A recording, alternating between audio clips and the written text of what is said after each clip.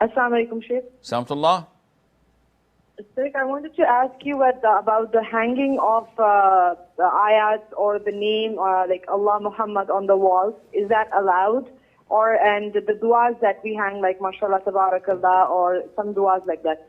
Can we place them on the walls in frames and everything, or is it not allowed?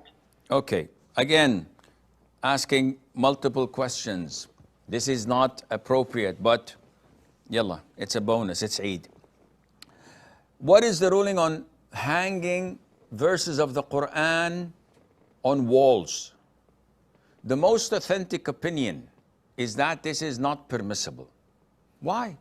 This is the word of Allah. We're not hanging a photograph or a portrait of some other artist. It's the word of Allah. Scholars say that Quran was not revealed to be a form of decoration, as we see in some masjids, or in the vast majority of masjids in the Muslim world. Could it be that all these Muslims are wrong, Sheikh? Answer is yes. Because who defines whether we're right or wrong? The Quran and the Sunnah. And the understanding of the three favorite generations, companions, tabi'een, tabi'it tabi'een.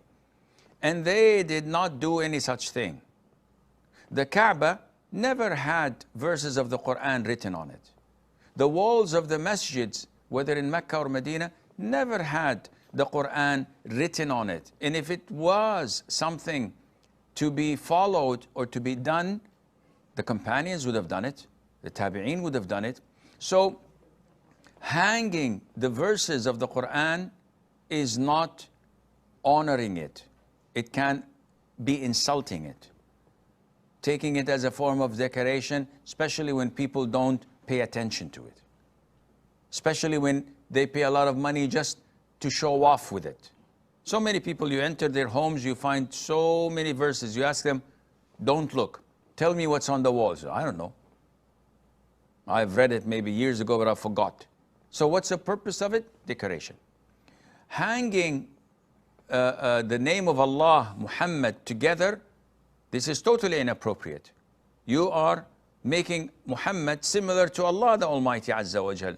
And when some of the companions said to the Prophet, addressing him, whatever Allah wills in you, the Prophet was outraged. And he said, are you making me an associate of Allah? Say whatever Allah wills and stop. Don't accompany me, associate me, even through a figure of speech. I'm just saying that whatever Allah wills and whatever you will, as you are the one who tells us about what Allah wants, Azza wa Jal.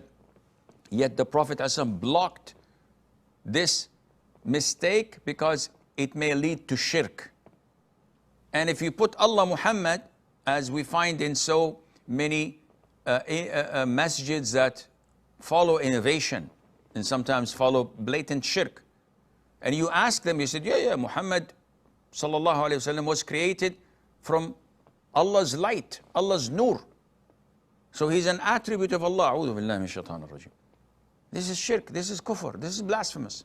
But they believe in it. So this is totally prohibited because it insinuates this idea to the layman, to the ignorant people when they see the two names side by side like that. Thirdly, and finally, before we go to the break, the issue of writing MashaAllah or these kinds of dua. What is the purpose of writing them? The vast majority of people would say, so that people would not give us an evil eye. So they write on their big mansions, MashaAllah, Tabarakallah, Allahumma barik, or Qul huwa Allahu ahad, or Qul a'udhu bil falaq. Again, this is like an amulet, like a ta'weez, and this is not permissible.